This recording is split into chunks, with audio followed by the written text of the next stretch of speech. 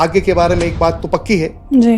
कि वो कभी न कभी बदलता है। जनरल एस्ट्रोलॉजी हो गई, एस्ट्रोलॉजी जनरल कैसे हो सकती? हम यहाँ रिवील कर रहे हैं एस्ट्रोलॉजी के फैक्ट्स, जो एक ट्रू एसेंस ऑफ एस्ट्रोलॉजी है जी। मैं यहाँ वही बोल रहा हूँ। वेद जिन स्तंभों पे टिका हुआ है वही वैदिक एस्ट्रोलॉजी का कोर है। ज्ञान, कर्म, उपासना जी। और विज्ञान, ये सब इतना बड़ा विषय है। इसके लिए चाहिए आपको वैसी दृष्टि, और दृष्टि आपको सड़क करके एक सेकंड के अंदर स्लाइड हो जाने वाली रील में नहीं मिलेगी। कर्म के अनुसार ही हमको अगला जन्म मिलता है, तो हमको अच्छे कर्म ही करना है। रावण की और राम भगवान की कुंडली और रावण की कुंडली की पोटेंशियल एक जैसी हुआ है। वो जितने भी भावों के साथ आप दुनिया में जी रहे हैं, इन सबको आपको संतुष्ट करते हुए कुछ परिणाम चाहिए अच्छा। इसको आप मान नहीं, मतलब बिल्कुल जो आपने बोला कि जब इच्छा हो गई जब, तो मैंने क्या फिर भगवान के लिए भी आप ऐसी, फिर भगवान आपको इतना सब जीवन में सुख की बरसात क्यों करेंगे? ये बहुत बुरा है, ये बहुत खराब है। इसने मुझे ऐसा कर दिया था, उसने ऐसा कर दिया था। मेरा खुद का अनुभव है कि उससे उसको निश्चित रूप से लाभ होगा। इतना फोकस हो जाएगा वो व्यक्ति, इतना फोकस हो जाएगा कि वो तैयारी करने में उसको बहुत सारा आनंद आएगा। तो ऐसे ही काम मुझे कुछ करना है कि किसी को ऐसी कोई राहत मिले, ग्रेटिट्यूड का भाव रहे, कृतज्ञता का भाव रहे कि भगवान हमारा ये ध्यान रखे।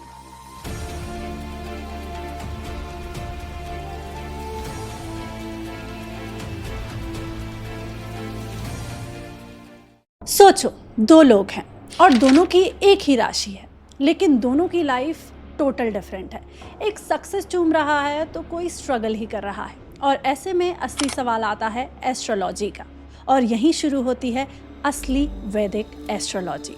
आज हम इसी डिफरेंस को डिकोड करने वाले हैं, सरफेस लेवल प्रेडिक्शन और डीप पर्सनलाइज्ड एस्ट्रोलॉजी के बीच का फर्क। और इस सच को समझने के लिए हमारे साथ एक ऐसे व्यक्ति हैं जो एस्ट्रोलॉजी को सिर्फ बोलते नहीं बल्कि जीते हैं, समझते हैं और परंपरा से लेकर आते हैं। आज के हमारे गेस्ट हैं आचार्य विजय रावल जी, एक वेल ट्रेंड गुरुकुल ट्रेडिशन के पंडित और परंपरा से श्री सिद्धवत तीर्थ उज्जैन के तीर्थ पुरोहित। उज्जैन जो सिर्फ एक शहर नहीं बल्कि प्राचीन वैदिक ज्ञान का एक जीवंत केंद्र है, माँ शिप्रा के किनारे बसा हुआ और श्री महाकालेश्वर ज्योतिर्लिंग के लिए विश्व भर में प्रसिद्ध। एकेडमिक बैकग्राउंड की बात की जाए तो आचार्य जी साइंस ग्रेजुएट हैं और वैदिक स्टडीज में एमए किया हुआ है। उन्होंने सूर्य ग्रह जनित योग, काल्प सर्प योग शांति और नवग्रह वैदिक अनुष्ठान जैसे गहरे विषयों पर भी रिसर्च किया हुआ है। 30 साल से अधिक अनुभव के साथ हजारों लोगों को गाइड किया हुआ है, सिर्फ इंडिया ही नहीं बल्कि दुनिया भर में। इनका नाम golden book of world record में भी दर्ज है, मैक्सिमम पूजा मुहूर्ता संकल्प पत्र कलेक्शन के लिए। और सबसे इंटरेस्टिंग बात, आचार्य जी ने वैदिक मंत्रों की साउंड फ्रीक्वेंसीज पर गहरा रिसर्च किया हुआ है और उन्होंने एक प्रैक्टिकल साइंटिफिक अप्रोच में कन्वर्ट भी कर दिया है, मेंटल पीस, हीलिंग और इनर ग्रोथ के लिए। नमस्कार आचार्य जी, आपका बहुत स्वागत है। जैसे हमने बात की कि आप एस्ट्रोलॉजी और वैदिक एस्ट्रोलॉजी के बारे में बहुत जानते हैं, तो मैं ये जानना चाहती हूँ कि आपने आपकी शुरुआत इस फील्ड में कहाँ से की? नमस्ते। एस्ट्रोलॉजी के फील्ड की शुरुआत तो एस्ट्रोलॉजी और उससे संबंधित विषय की शुरुआत, इसका आरंभ मेरे बचपन से हुआ, क्योंकि मेरा जन्म ही ऐसे परिवार में हुआ है जहाँ मेरे नाना पूजन अनुष्ठान, मुहूर्त निकालना, कर्मकांड, वैदिक अनुष्ठान, घर में यही सब माहौल हुआ करता था। तो बचपन से ये विषय मेरे संपर्क में था। लेकिन एस्ट्रोलॉजी की जो शुरुआत हुई वो 2010 के आसपास एस्ट्रोलॉजी का गहन अध्ययन आरंभ किया, और एस्ट्रोलॉजी से संबंधित जो पूजन अनुष्ठान होते हैं, कर्मकांड होते हैं, वो पारंपरिक विषय के अनुसार, पारंपरिक पारिवारिक कार्य के अनुसार वो 2003 के आसपास मैंने आरंभ कर दिए थे। बट एस्ट्रोलॉजी की जो शुरुआत है एग्जैक्टली वो 2010 के आसपास मैंने इसको आरंभ किया। सर, आचार्य जी, आपने मुझे बताया कि आपने गुरुकुल में शिक्षा अध्ययन किया है। आपका गुरुकुल में ट्रेनिंग लेना किस तरीके से आपकी सोच में बदलाव लेकर आया? गुरुकुल की ट्रेनिंग तो ऐसा हुआ करता था कि जिस समय मैं बच्चा हुआ करता था तो घर में इस सब पूरा माहौल था। नाना के यहाँ पे बचपन से पूजन अनुष्ठान का कार्य था, तो वेद मंत्र पढ़ना पढ़ाना गुरुकुल में यही होता है। वेद मंत्र पढ़ना पढ़ाना ये सब नाना के साथ में, नाना के द्वारा ही सीखा है। तो वो गुरुकुल वही था जो नाना ने पढ़ाया हुआ है। वो गुरुकुल परंपरा से ट्रेंड, मतलब मैं स्वयं के नाना के द्वारा, नाना के पिता भी बहुत बड़े पुरस्कृत विद्वान थे उज्जैन में, तो ये सब शिक्षा जो है गुरुकुल शिक्षा, ये घर से ही प्राप्त हुई है और नाना के द्वारा ही शिक्षित हुई। आजकल की मॉडर्न एजुकेशन, और आपने बताया कि आपने गुरुकुल में अध्ययन किया है, आपको सबसे बड़ा डिफरेंस क्या लगता है?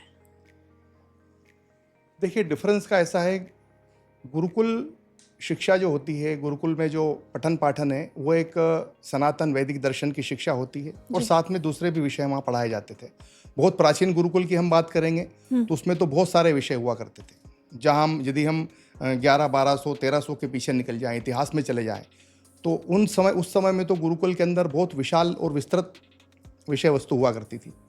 लेकिन जो गुरुकुल जिस कंटेक्स्ट में हम बात कर रहे हैं ज्योतिष विषय के बारे में, तो गुरुकुल में ज्योतिष है, वेद के संबंधित में सारे के सारे वेद के 6 अंग का अध्ययन गुरुकुल में कराया जाता है। और गुरुकुल शिक्षा में एक प्रकार का स्व अनुशासन विद्यार्थी जीवन में आता है।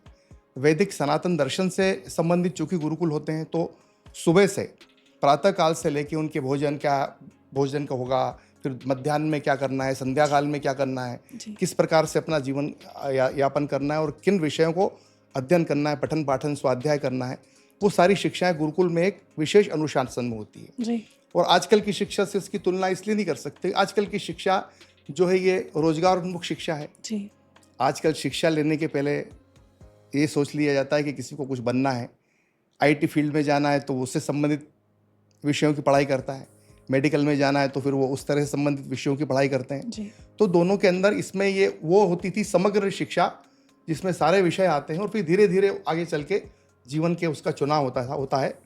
और आजकल की जो मॉडर्न शिक्षा पद्धति ऐसी शिक्षा पद्धति है जो आपको चुनाव पहले करा देती है कि अब आप ये करने वाले हो जी। इस तरह का ये छोटा सा एक अंतर है जो गुरुकुल में और मॉडर्न शिक्षा पद्धति में होता है। वापस आते हैं एस्ट्रोलॉजी पर। इतने सालों में आपने एस्ट्रोलॉजी में काम किया है, आपने सबसे बड़ा पैटर्न या सबसे बड़ा ट्रुथ क्या ऑब्जर्व किया है? देखिए, एस्ट्रोलॉजी का सबसे बड़ा ट्रुथ जो है वो तो बहुत सारा है। एस्ट्रोलॉजी के विषय में, ज्योतिष के विषय में, भाग्य के विषय में तो बोलने के लिए बहुत सारा है जी। लेकिन मेरा परसेप्शन, मेरा जो इसमें मेरा जो खुद का एक इंटेंशन है इसको लेकर के, या खुद की जो समझ बनी है, वो समझ ये बनी है कि ज्योतिष एक वेद का अंग है। ठीक है, ज्योतिष जो है ये वेद का अंग है। वेद के 6 अंग हैं, कल्प है, शिक्षा है, निरुक्त है, छंद है और व्याकरण है। तो ज्योतिष को एक स्थान प्राप्त है, जैसे व्याकरण को वेद का जो है एक अंग कहा है, शिक्षा को वेद का एक अंग कहा है जी। निरुक्त को वेद का स्रोत कहा है, सुनने की जो पद्धति है। ज्योतिष को वेद में आँख, नेत्र का संज्ञा दी, नेत्र माना है, आँख कहा है। और शिक्षा को नासिका कहा है, घ्राण कहा है, सूंघने का शक्ति होती है शिक्षा में। छंद है, छंद को पैर कहा है, कल्प को हाथ कहा है। इस प्रकार से जो ये 6 अंग हैं ज्योतिष के, ये 6 अंग ज्योतिष के इसके वेद के 6 अंग हैं और ज्योतिष इसमें से नेत्र है। इसका अर्थ है कि ज्योतिष नेत्र से देखना है और आगे सारे के सारे इन 5 अंगों का प्रतिपादन करते जाना है। ये एक ज्योतिष का इंटरप्रिटेशन है। अब ज्योतिष के विषय में जो एक बात है, वो सबसे बड़ी बात तो है कि भाग्य के बारे में एक बात तो पक्की है जी। कि वो कभी न कभी बदलता है। और फिर भाग्य के बारे में, भाग्य को कुछ लोगों ने प्रारब्ध कहा है कि आप कुछ भी कर लेंगे, भाग्य नहीं बदलेगा। तो ज्योतिष के विषय में से बहुत सारी उक्तियां हैं, ऐसे बहुत सारे कथन हैं, लेकिन ज्योतिष तो एक ऐसा समग्र रूप से देखने वाला बहुत विशाल नेत्र है जी। बहुत बड़ी आंख है और आंख के पीछे का जो रेटिना होता है, जहां आंख से देखने के बाद जो पिक्चर मस्तिष्क पटल पे बनता है आंख से देखने के बाद जी। और उस दृश्य को जिस तरह से इंटरप्रेट किया जाता है जी। वो असली ज्योतिष है। आपने जिस तरीके से एस्ट्रोलॉजी के बारे में बताया, मुझे खुद लगा कि हम जो देख रहे हैं वो एस्ट्रोलॉजी उतनी अंदर तक डीप नहीं है जो एस्ट्रोलॉजी आपने मुझे अभी बैठ के यहाँ समझा दी। आप golden world book of record से सुसम्मानित हैं, आपका वहाँ तक का सफ़र कैसा रहा सर? देखिए, golden book of world record, ये जो सम्मान की आपने बात कही, तो 2004-05 से जी हम ये पूजन अनुष्ठान करा रहे हैं। 2005 से, और 2005 से पूजन अनुष्ठान आरंभ करने के पहले चूंकि मेरा एक विषय था फार्मास्यूटिकल साइंस, तो उस समय की उम्र के हिसाब से मुझे लगा कि मेरे को सारे जो पूजन अनुष्ठान कराता हूँ इनके मेरे पास में डेटा होना चाहिए, इनका एक कलेक्शन होना चाहिए, डेटा होना चाहिए। और उसके संबंधित डेटा इसलिए होना चाहिए कि मैंने जो काम किया किसी के लिए अनुष्ठान किया, उससे मैंने को दक्षिणा मिली, तो उसका जो रिजल्ट मिला है वो कैसे रिजल्ट मिला है, क्या कुछ और काम करने की गुंजाइश थी, जो मैंने ज्योतिषीय अनुमान लगा के काम किया है क्या वो ठीक था। इस प्रकार से मैंने 2005 से मुहूर्त आधारित संकल्प पत्रकों का कलेक्शन आरंभ किया जी। यदि कोई कर्क लग्न वाला है तो उसकी पूजा कर्क लग्न में जी। वृश्चिक राशि वाला है तो उसके लिए पूजा में चंद्रमा कौन से शुभ स्थान पे आता है उसका संकल्प ऐसे। तो ये golden book of world record जो है ये एक प्रकार का संकल्प पत्रकों का कलेक्शन है और ये 1000 के आसपास संकल्प पत्रकों का कलेक्शन है। फिर जैसे मैंने कहा कि 2010 में 5 से 10 तक इन 5 साल तो मैंने जो पूजन अनुष्ठान कराए वो पूजन अनुष्ठान उस अनुसार कराए कि लग्न और राशि के हिसाब से सब देख दें जी। फिर 10 में मुझे लगा कि ये विषय में मुझे और पढ़ना चाहिए, आप समझे मेरी बात? बिल्कुल। तो 10 में और पढ़ना चाहिए, तो 10 में फिर मैंने आई वेंट इनटू वैदिक स्टडीज। ओके। फिर मैंने इसके वैदिक स्क्रिप्चर के अंदर जाके यहाँ मैंने पूरे इसके वेदांगों को पढ़ा, वेदांग ज्योतिष को पढ़ा, फिर उनको पढ़ के फिर उसके ऊपर वो सारे सिद्धांत भी अप्लाई किए और फिर बाद में जो पूजा अनुष्ठान मैंने कराए तो 15-17 तक के कलेक्शन का पूरा मेरे नाम पे रिकॉर्ड है। सर आजकल इंस्टाग्राम पर हर तीसरा व्यक्ति उठकर आता है और राशिफल बताने लगता है, तो क्या आपको लगता है कि ये जनरल प्रेडिक्शन हर व्यक्ति के लिए एक जैसा होगा? क्योंकि हो सकता है कि कर्क राशि 10 लोगों की और हो मेरे साथ, तो क्या आपको लगता है ये जनरल प्रेडिक्शन जो वो बोल रहे हैं वो एक जैसा सबके लिए हो सकता है? तो आप उस एस्ट्रोलॉजी को किस तरीके से देखते हैं, किस नज़रिए से आप उसको देखते हैं? देखिए, आपका जो प्रश्न है कि आजकल लोग रील्स में या जिस प्रकार से राशियों के बारे में बताते हैं जी। तो मैं चूंकि वैदिक एस्ट्रोलॉजर हूं तो मेरा तो इसमें बड़ा स्टॉन्चली और स्ट्रांगली मेरा ये मानना है जी कि यदि इन्हीं सब एस्ट्रोलॉजर के पास या फॉर दैट मैटर किसी भी एस्ट्रोलॉजर के पास कोई अपनी जन्म कुंडली लेके जाएगा जी, तो वो जन्म कुंडली में सबसे पहले क्या देखेगा? वो जन्म कुंडली में सबसे पहले उसका लग्न देखेगा कि लग्न क्या है, क्योंकि ज्योतिषी सिद्धांत के अनुसार सबसे पहले लग्न देखेंगे कि लग्न क्या है और लग्न का ग्रह कहाँ है जी। ये पहली चीज है। और उसके पहले भी बल्कि लग्न का नक्षत्र क्या है जी, लग्न का ग्रह कहाँ बैठा है, किस राशि में बैठा है, इसका जब अध्ययन सबसे पहले हो जाएगा तो ज्योतिष के पास में इतनी सूचना होगी उसको फलित बताने के लिए, उसके बारे में कुछ प्रेडिक्ट करने के लिए उसके पास इतनी सूचनाएं होंगी, वो लगभग 10 से 15% उसको हम मान सकते हैं जी।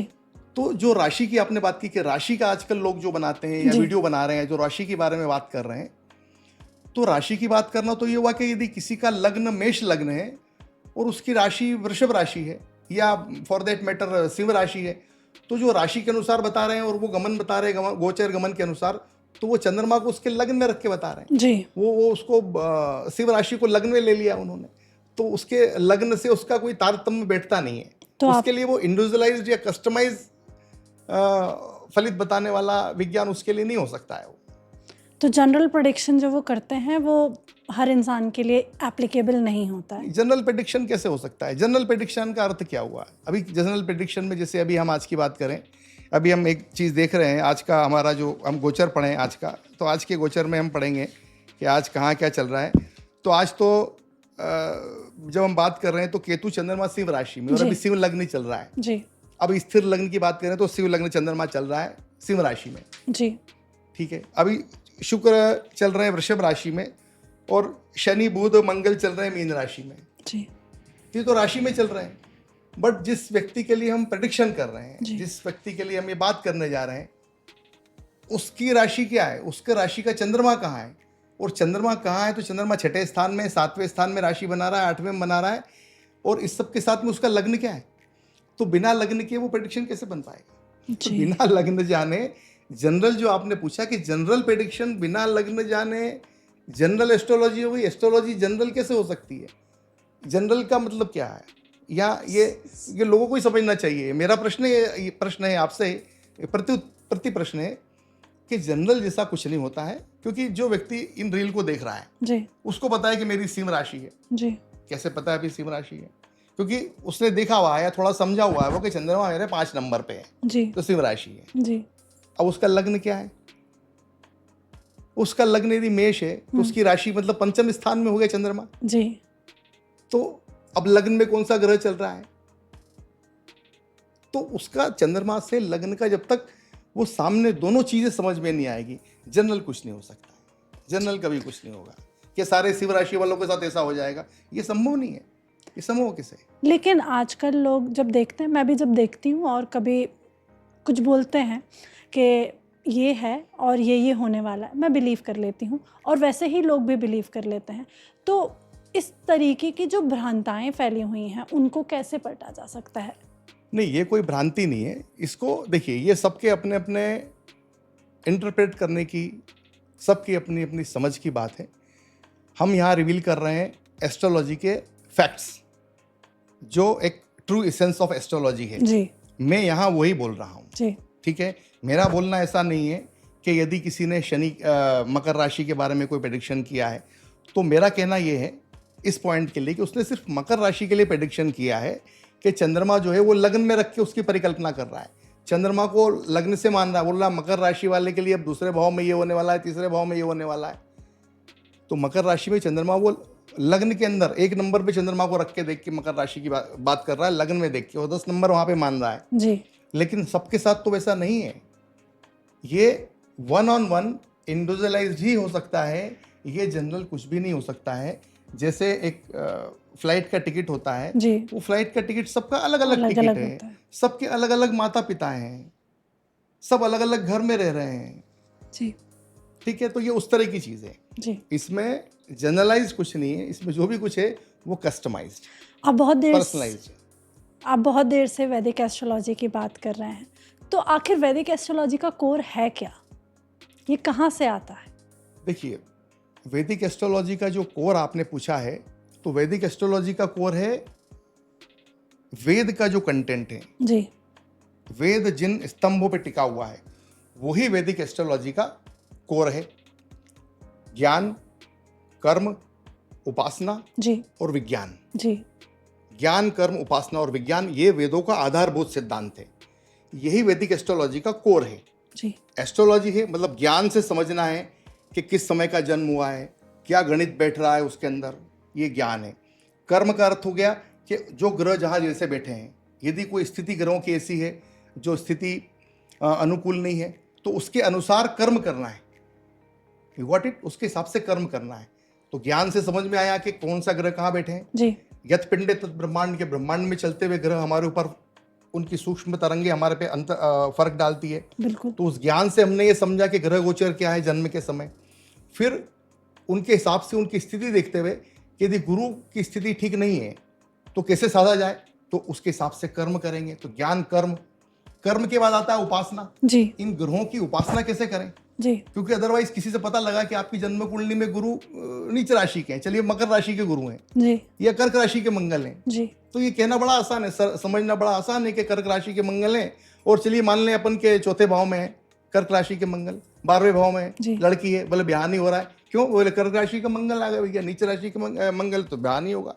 तो अब क्या करेंगे उसके हिसाब से, तो ये हो जाता है यहाँ पे उपासना। ये उपासना करें, वो बच्ची या वो बच्चा जिसके साथ में नीच राशि के मंगल हैं या कोई ऐसे ग्रह हैं जो कष्टकारी हैं, ज्ञान से समझा, उसके हिसाब से कर्म किए, फिर वैसी उपासना की जी। कि वो ग्रह नीची राशि के हैं तो उसके लिए मंत्र जाप किया, धरणी गर्भ संभूतम विद्युत कांतिम संभ्रमम कुमारम शक्ति हस्तम मंगलम ब्रह्माम्यम ओम भोम ममाय नमः ओम भूर्भुवः स्वं भोम ममाय नमः ओम भूर्भुवः स्वं भोम ममाय नमः ओम भूर्भुवः स्वं भोम ममाय नमः। ऐसी एक माला प्रतिदिन की जी। माला करने के बाद जो अग्निहोत्र वगैरह घर में कर सकते हैं उसी हिसाब से होम हवन कर लिया उसका, बिल्कुल, ये हो गया उपासना। अब इसके बाद में एक और चीज रह जाती है कि विज्ञान। तो इसका विज्ञान क्या है, इसके विज्ञान के लिए वेदों ने पूरी गाइडलाइन बनाई हुई है। वेदों की गाइडलाइन है कि ऋग्वेद के अनुसार आप श्रोत कर्म कर लो, यजुर्वेद के अनुसार जो है उसका पूरा का पूरा पूजन अनुष्ठान का विधान दिया है यजुर्वेद के अंदर, स्मार्त विधान जिसको बोला जाता है, श्रोत विधान, स्मार्त विधान, पूजन अनुष्ठान करो।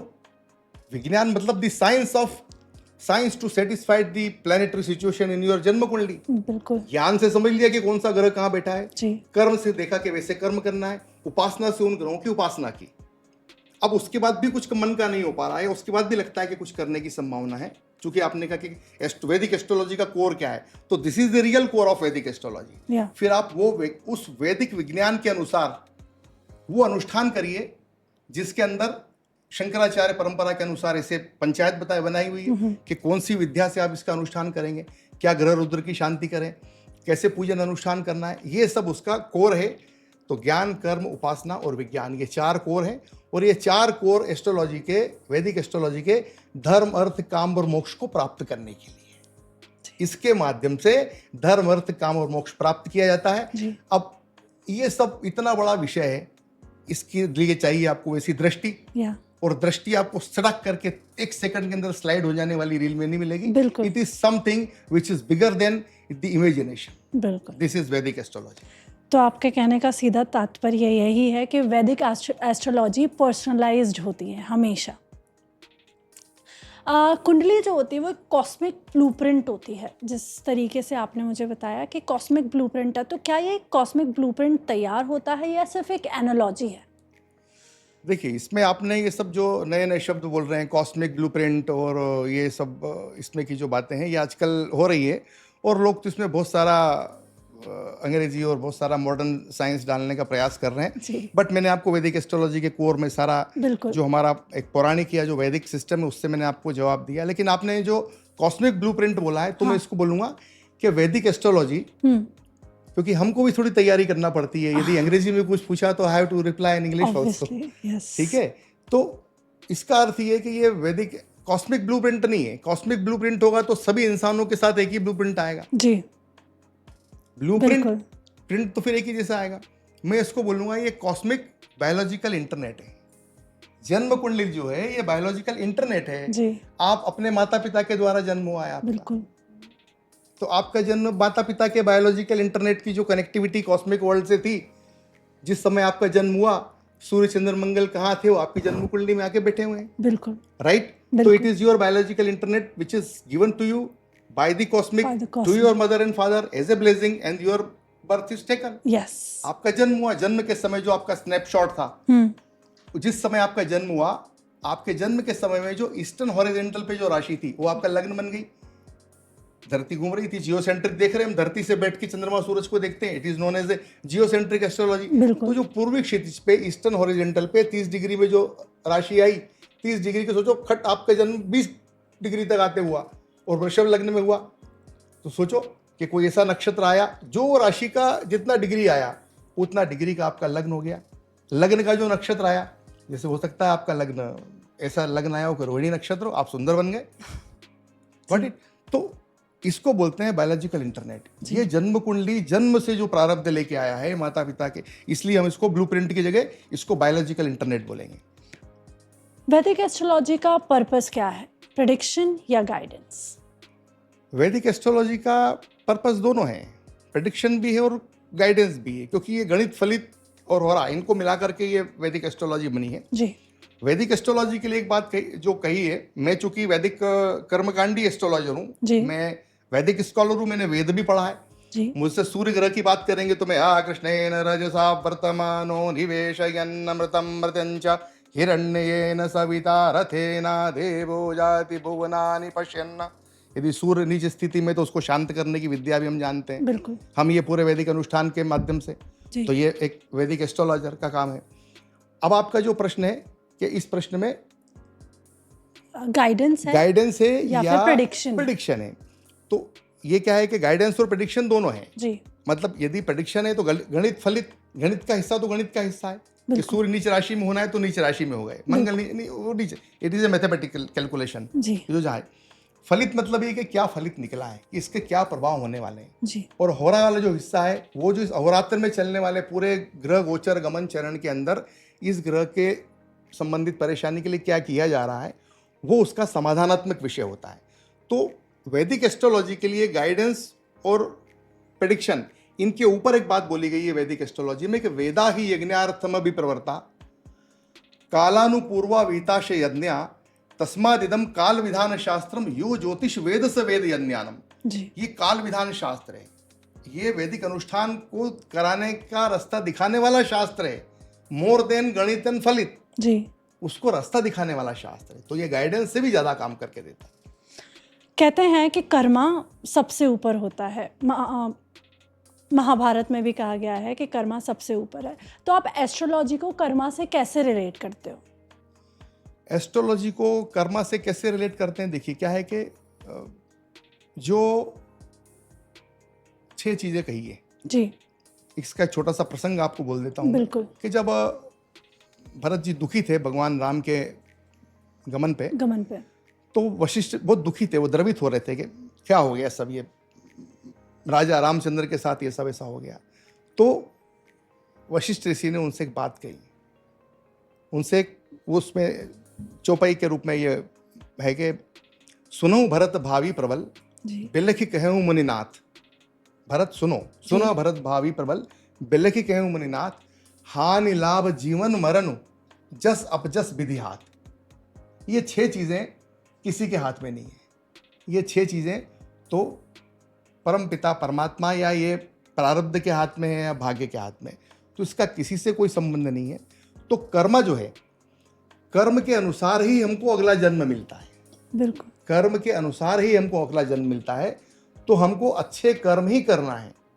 अच्छे कर्म करने की ही प्रेरणा देता है एस्ट्रोलॉजी, अच्छे कर्म करने की प्रेरणा ही देता है वेदांग ज्योतिष और वेद से। क्योंकि जितने भी एस्ट्रोलॉजी में, जो वैदिक एस्ट्रोलॉजी में गाइडलाइन है, वो सारी गाइडलाइन आपको इतनी सौम्य और अच्छी मिलने वाली है कि भाई यदि आपको मंगल से कोई समस्या है तो उससे संबंधित कार्य करेंगे, बुध की है तो बुध से संबंधित कार्य करेंगे। इन सब के उपासना के मंत्र हैं, इन सब के छोटे छोटे मानसिक जाप है, उपांशु जाप है, इनके छोटे छोटे प्रयोग हैं। तो ये सब जो है ये कर्म को ठीक करने के लिए ही है जी। और ये बात तो सही है कि कर्म प्रधान विश्व रचि राखा। पूरा कर्म जो है कर्म प्रधान विश्व है। तो कर्मा तो अपनी कर्म का अपना स्थान है, लेकिन भाग्य का भी अपना ही प्रतिशत है, अपना स्थान है। ऐसा सर, हमने अभी बात की बहुत सारी एस्ट्रोलॉजी और वैदिक एस्ट्रोलॉजी के बारे में, बट बीच में आपने राशि और लग्न के बीच में स्पेसिफिकली बातें करी थी कि जनरल प्रेडिक्शन नहीं हो सकता, लग्न और राशि देख के ही प्रेडिक्शन होता है। तो आखिर राशि और लग्न में डिफरेंस क्या होता है? राशि और लग्न का डिफरेंस तो मैं अभी बातों बातों में आपको बता गया हूं, लेकिन फिर भी let's be more precise on both the things. क्या होता है कि जो भी ये पूरी एस्ट्रोलॉजी हो रही है जी, ठीक है, अभी हम इसमें दूसरे देशों की एस्ट्रोलॉजी की बात नहीं कर रहे, जहाँ पे वो सूर्य के अनुसार चलते हैं। तो इतने मार्च से लेके इतने अप्रैल तक ये इस राशि में रहेगा, तो ये सबकी राशि एक हो गई जी। वो जो इंग्लिश मैगजीन्स में या किसी और में आता है कि इतने महीने से जिनका जन्म हुआ वो की राशि है, हम उसमें नहीं जा रहे। बिल्कुल, we are talking from Indian context है, इसी में हम बात कर रहे हैं। तो बेसिकली जो जियोसेंट्रिक सिस्टम है हमारे वैदिक एस्ट्रोलॉजी में, जो देखने का ऋषि मुनि के काल से जो एंगल बना हुआ है ना, कि हम पृथ्वी पे हैं और यहाँ से आसमान में देख रहे हैं, ठीक है। तो इसका जो गणित है पूरा का पूरा, इसको क्या है वैदिक एस्ट्रोलॉजी में, ये पूरे इस चक्र को, जो ये जिस पट्टी पे पृथ्वी चल रही है, सूर्य का परिभ्रमण कर रही है जी, इस एक पर्टिकुलर डिग्री है, उसके अंदर ये परिभ्रमण चल रहा है। सूर्य के आसपास पृथ्वी का चक्कर चल रहा है और साइमल्टेनियसली चंद्रमा पृथ्वी के आसपास घूम रहा है, ठीक है। यही सिस्टम है, सोलर सिस्टम इस प्रकार से चल रहा है। सूर्य के पास में बुध है, फिर शुक्र है, फिर पृथ्वी है, फिर मंगल, इस तरह से, फिर बाद में गुरु है, फिर शनि है। पूरा का पूरा एक जो 9 ग्रह का सिस्टम है सूर्य भगवान के आसपास चल रहा है। अब हम ये पृथ्वी पे बैठ के जियोसेंट्रिक ऊपर देख रहे हैं जी, ठीक है। तो इसका जो डिवीजन किया है, इसको राशियों को जो आपने बात की, राशियों को समझने के लिए जो इसका डिवीजन किया है, इसको डिवीजन ऐसे किया हुआ है कि ये 360 डिग्री में इसको पूरा बांटा है जी, ठीक है। देयर आर 360 डिग्रीज, 360 डिग्री में 30 डिग्री ईच राशि को कंट्रीब्यूट है, ठीक है। 30 डिग्री 30 डिग्री, तो 12 3 36, 360 डिग्री हो गई और 12 राशियां हो गई, बिल्कुल, ठीक है। 12 राशियां हो गई और 27 नक्षत्र हैं जी। तो 13 डिग्री 20 मिनट का एक मान, एक नक्षत्र का मान लिया। तो अब क्या है कि जिस दिन अहोरात्र के अनुसार, यानी जब धरती पृथ्वी जो है सूर्य के आसपास परिभ्रमण पथ पे है जी, उस समय चंद्रमा पृथ्वी के आसपास गमन कर रहा है जी, ठीक है। और चंद्रमा के ऊपर उस टाइम कॉन्स्टेलेशन है, नक्षत्र है, वो नक्षत्रों की पट्टी है पूरी। बिल्कुल। तो उस 30 डिग्री में से किस स्लॉट में चंद्रमा चल रहा है, चंद्रमा है जब वो स्नैपशॉट हुआ, जब उस व्यक्ति का जन्म हुआ, ठीक है। बिल्कुल, वो चंद्रमा आपको कहीं भी मिल सकता है। जब जन्म हुआ तो उस समय वो चंद्रमा आपका, सोचो, तुला राशि में, जी, ठीक है। तुला राशि में हो गया, तो तुला राशि कहाँ हो गई यदि अपन मान के चले, तो अभी मालूम नहीं कि तुला राशि कहाँ है। तुला राशि तो हो गई इधर 30 डिग्री से चल के 7वीं राशि है, तो 7 3 21, ये करके 210 डिग्री के आसपास नीचे की तरफ ये तुला राशि आ गई, ठीक है ना। 3 और 3 6 3 3 90 डिग्री पे जो राशि है वो राशि कर्क राशि इधर आ गई, जी। मेष विषम मिथुन कर्क, तो ये ऐसा एक 90 डिग्री एंगल आ गया। तो इस प्रकार से जहां चंद्रमा है वो हो गई राशि, जिस राशि में चंद्रमा है वो उसकी राशि हो गई। 1 नंबर पे तो मेष, 2 पे वृषभ, 3 पे मिथुन, 4 पे कर्क, 5 पे सिंह, 6 नंबर पे है तो कन्या, 7 पे तुला, 8 पे वृश्चिक, 9 पे धनु, 10 पे मकर, 11 पे कुंभ, 12 पे मीन। ये पूरे 12 राशियां हुई। बिल्कुल। ठीक है, अब इसको थोड़ा और प्रिसाइज करते हैं। राशियां तो क्या है, 30 डिग्री में है। उस 30 डिग्री के स्लॉट में जहां चंद्रमा है वो एक राशि है। अब लग्न और प्रिसाइज हो गया। अब इस समय जब पृथ्वी का चक्कर चल रहा है, ठीक है, पृथ्वी का चक्कर चल रहा है और पृथ्वी भी अपनी एक्सेस पे घूम रही है। Got it? बिल्कुल। पृथ्वी भी घूमती जा रही है, घूमते घूमते घूम रही है। तो जब पृथ्वी घूमते घूमते घूम रही है तो उस घूर्णन के समय, उस घूमते समय में जो ईस्टर्न ज़ोडिएक है, ईस्टर्न हॉरिजेंटल है, सॉरी, ईस्टर्न हॉरिजेंटल जो है, पूर्वी क्षितिज जिसको बोला जाता है, पूर्वी क्षितिज पे जो राशि का स्लॉट आया वो राशि उसका जातक का लग्न हो गई। जी। ठीक है, तो लग्न अलग हो सकता है, राशि अलग हो सकती है। इन सर्टेन केसेस लग्न और राशि एक भी हो सकती है। किसी का मकर राशि है तो उसका लग्न मकर, जन्म मकर लग्न में भी हो सकता है। बिल्कुल। Got it? तो ये एक डिफरेंस है लग्न और राशि का। तो फिर ऐसा क्यों होता है कि लोग जनरली लग्न इग्नोर कर देते हैं और राशि पे ही ज़्यादा फोकस रहता है? इसका अब मैं इसका जवाब देने की स्थिति में मैं इसलिए हूँ भी और नहीं भी हूँ क्योंकि ये अपने अपने सबके इंटरप्रिटेशन है। जी। क्योंकि ये सारे, कोई भी लग्न जन्म कुंडली यदि किसी की देखेगा, जी। कोई क्या करता है हम इसमें नहीं जाएंगे। ये सिद्धांततः कैसे होता है हम उसकी बात कर रहे हैं। सिद्धांततः तो ये होता है कि कोई भी जन्म कुंडली लेके आया जी, तो सबसे पहले उसका लग्न चार्ट सामने होगा। अब कुछ एस्ट्रोलॉजर ऐसे ही बोलते हैं कि जिसका चंद्रमा को चंद्र कुंडली अच्छी है तो उसकी चंद्र कुंडली देख लो, बोलते वैसा भी सुना है लोगों को। मगर चंद्र कुंडली से जो प्रेडिक्शन वाला भाव है, उस भाव को जब गोचर से, ट्रांजिट से कंपैरिजन करेंगे, महादशाओं से कंपैरिजन करेंगे तो कितना कंफ्यूजन हो जाएगा उसमें। इसीलिए लग्न को प्रमुखता दी गई और कहा भी जाता है कि सूर्य आत्मा जगतस्थ स्तुखश, एक वेद मंत्र कहता है सूर्य आत्मा जगतस्थ स्तुखश। ये हमारे उर्दू पाठ के अंदर ये मंत्र आता है, सूर्य आत्मा जगतस्थ स्तुखश तत्प्रकारेण लग्न जातकस्य आत्मा। जैसे सूर्य सारे जगत की आत्मा है जी, उसी प्रकार से लग्न जो है वो जातक की आत्मा है। तो सबसे पहले चंद्रमा जो है उसका मन है जी। चंद्रमा मनसो जात चक्षु सूर्य अजायत श्रोता द्वायुष प्राणश मुखाद अग्निरजात, ये भी कहा है। चंद्रमा मन का कारक है, सूर्य आत्मा का कारक है। तो सबसे पहले आत्मकारक ग्रह एक अलग होता है, लेकिन सूर्य से शरीर का, आत्मा का, लग्न से शरीर का, आत्मा का, इसका बोध होता है। उस पूरे चरित्र का बोध होता है, उस व्यक्तित्व का बोध होता है, जो व्यक्तित्व की हम, जिस व्यक्ति की हम बात कर रहे हैं। और चंद्रमा से उस जन्म कुंडली वाले के मन का पता लगता है कि इसका मन कहाँ है। बिल्कुल। तो आप सिर्फ मन ही मन की बात करोगे और आत्मा को छोड़ दोगे तो ये तो आधी एस्ट्रोलॉजी हुई। आधी एस्ट्रोलॉजी हो गई। इसीलिए लग्न और राशि दोनों जरूरी है। तो लग्न बहुत इंपॉर्टेंट होता है। जैसे दो व्यक्ति हैं, दोनों की सेम राशि है, लेकिन दोनों का जीवन है वो बहुत अलग है। एक सक्सेस की ऊंचाइयों को छू रहा है, एक स्टिल स्ट्रगल कर रहा है। तो क्या फ़र्क पड़ता है इन चीज़ों से, इन प्रेडिक्शन से, कि ये दो सेम राशि के लोग डिफरेंट लाइफ जी रहे हैं? वो बायोलॉजिकल इंटरनेट, सेम राशि के लोगों के माता पिता तो अलग है ना। बिल्कुल। एक्चुअली क्या है, ये बड़ा ऐसा बहुत पहले पूछते थे लोग, अब जमाना इतना आगे आ चुका है कि ये वाला प्रश्न आजकल कोई पूछता नहीं है जी। ये ऐसा प्रश्न है कि दोनों का जन्म एक ही जैसी जन्म कुंडली, भैया पंडित जी देख लो, एक ही जैसी जन्म कुंडली है। ये तो फिर अलग अलग, क्यों? दोनों में कर्क राशि का गुरु उच्च का है। हम बात करें तो रावण की और राम भगवान की कुंडली और रावण की कुंडली की पोटेंशियल एक जैसी हुआ है, एक जैसी ताकत है। अच्छा। हाँ, राम जी की कुंडली में कर्क लग्न, गुरु चंद्रमा उच्च राशि के, और शनि तुला राशि के उच्च के, मंगल मकर राशि के, और रावण की कुंडली में भी मकर राशि के मंगल और तुला राशि के शनि महाराज। तो दोनों के काम देखो आप, दोनों के अलग अलग। बिल्कुल। तो ये तो मैंने वो एग्जांपल दे दिया जो पूरे दुनिया के सामने है। तो दोनों के माता पिता अलग, दोनों का बायोलॉजिकल इंटरनेट अलग अलग, तो तभी तो ये होगा ना। तो इसका कोई अर्थ नहीं है। अगर मैं आपसे ये पूछूं कि एक एक्यूरेट प्रेडिक्शन के लिए किसी एक इंसान के एक्यूरेट प्रेडिक्शन करने के लिए एस्ट्रोलॉजी या वैदिक एस्ट्रोलॉजी के थ्रू कौन से ऐसे मेजर फैक्टर्स हैं जो आप ध्यान में रखते हो जब कोई प्रेडिक्शन बताते हो किसी बहुत को? बहुत अच्छा प्रश्न पूछा है आपने। मुझे लगता है ये आपने बहुत ही ज़्यादा अप्रोप्रिएट प्रश्न पूछा है।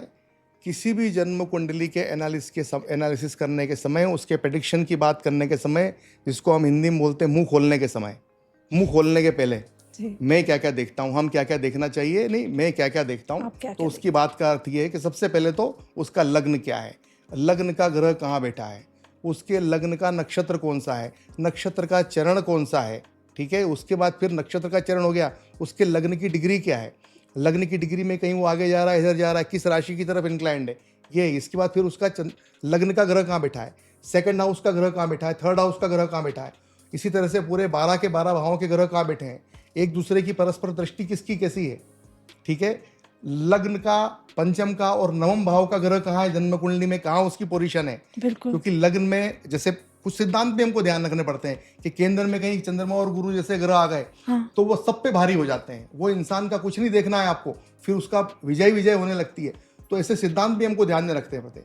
पंचम स्थान में, नवम स्थान में कौन से श्रेष्ठ ग्रह बैठे हैं, दशम का नवम का आपस में संबंध क्या है, लग्न का पंचम का संबंध क्या है, कौन से ग्रह नीच राशि के उच्च राशि के हैं, ये देखना पड़ता है। फिर इस सब का निचोड़ निकाल के हम पहुंचते हैं नौमांश में जी, जिसको हम D9 बोलते हैं, जस्ट पास में।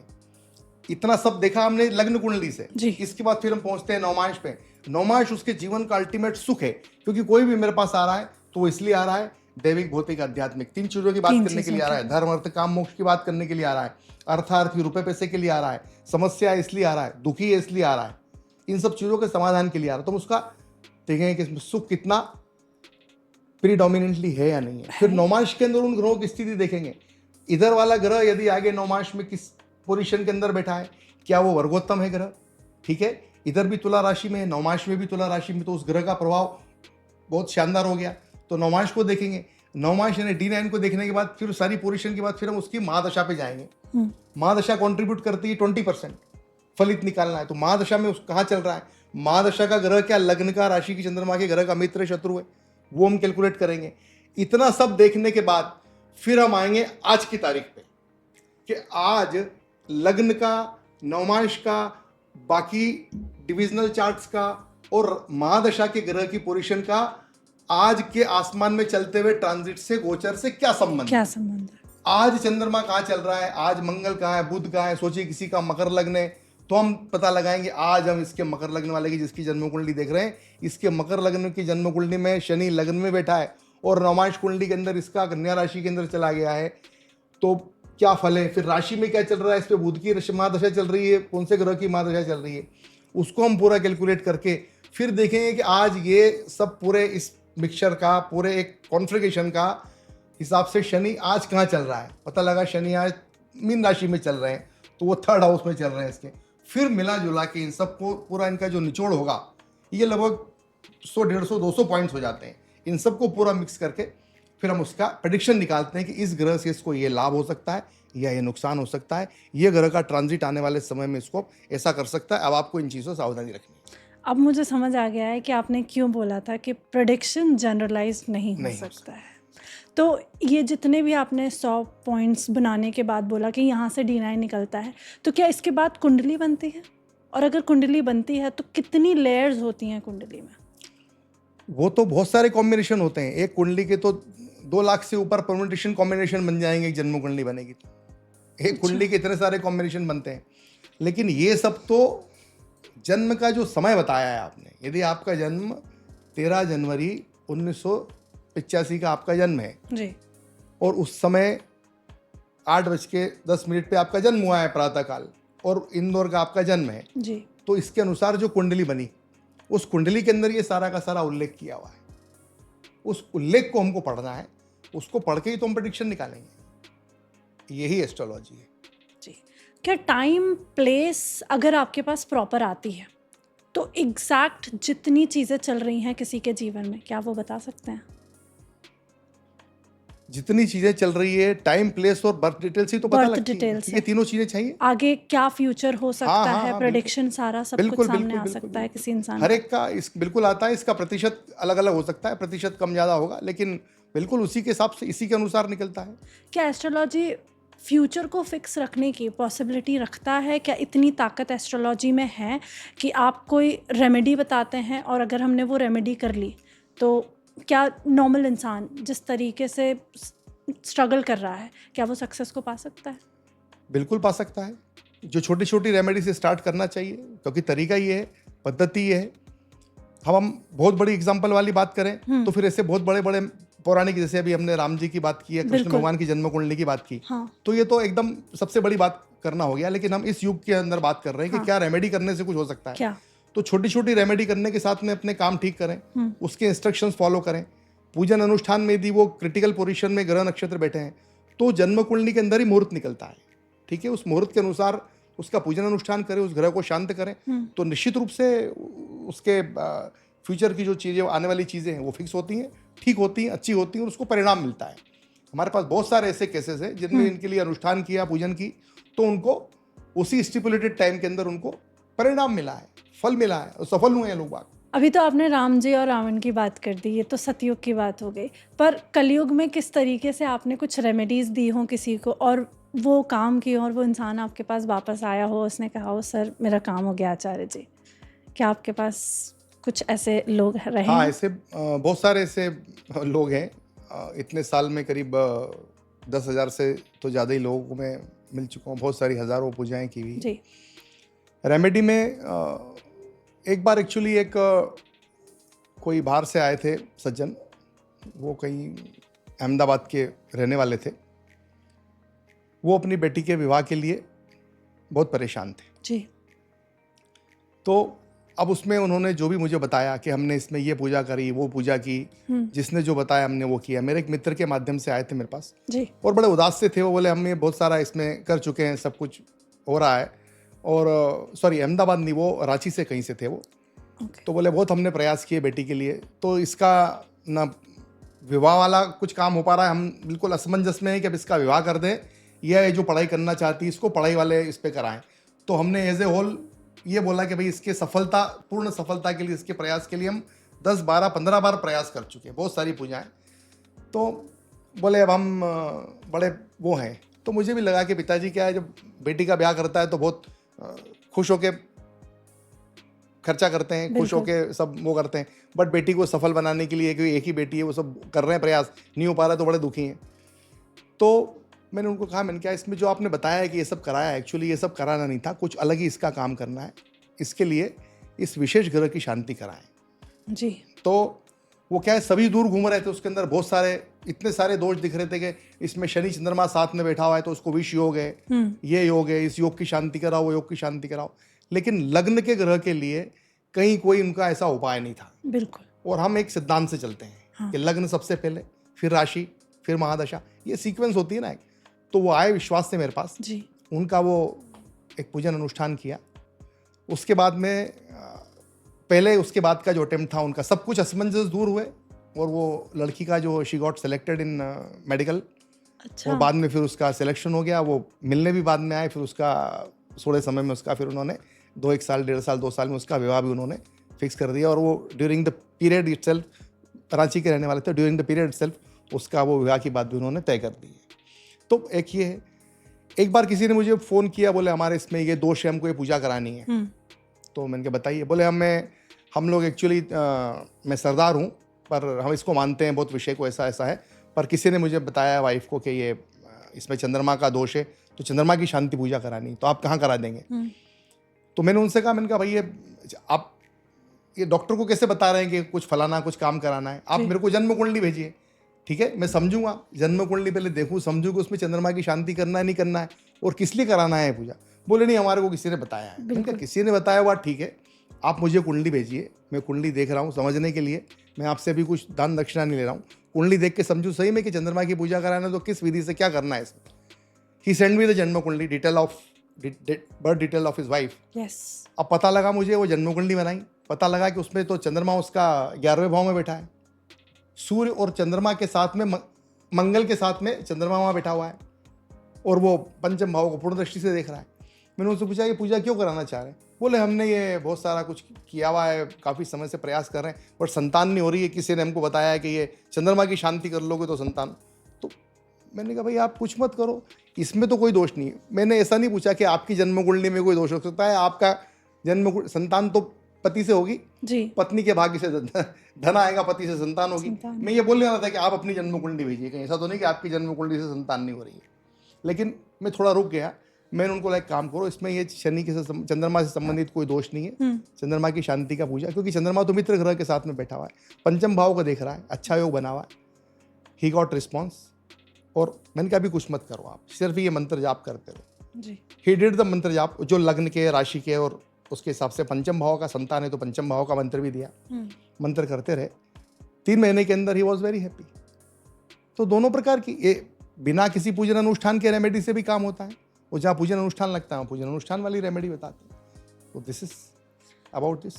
सर, हम नवग्रह अक्षत कुंडली पूजा के बारे में बात कर रहे थे, आखिर ये पूजा है क्या? और जैसा आपने मुझे बताया आपकी स्पेशलिटी इस पूजा के अंतर्गत आती है, तो ये पूजा है क्या, एग्जैक्टली क्या होता है, इसमें हर शब्द का अर्थ क्या होता है, होती कैसे है, ये सब क्या आप हमें एनलाइटन कर सकते हैं? ओके, देखिए नवग्रह अक्षत कुंडली पूजा कोई अलग पूजा नहीं है, ये नवग्रह शांति पूजा ही है। अक्षत कुंडली पूजा, इसमें अक्षत शब्द हमने इसलिए डाला हुआ है क्योंकि ये हम हमारी जिम्मेदारी से जैसे काम करते हैं, तो उसमें हम इसमें कुंडली का निर्माण करते हैं। कुंडली का निर्माण इसलिए करते हैं क्योंकि हर पूजा के समय, हर वैदिक अनुष्ठान में एक प्रोसेस होती है जिसको बोलते हैं पुण्यावाचन जी। ठीक है, उस पुण्यावाचन को हम बोल सकते हैं पूरी पूजा का वो प्रोसेसर होता है। यदि हम हमारे इस वर्ल्ड की बात करें तो पूजा का प्रोसेसर होता है, उसके माध्यम से जो पूजा करा रहा है उसकी सारी विशेष चंद्रमा से नक्षत्र से संबंधित देवताओं तक जाती है।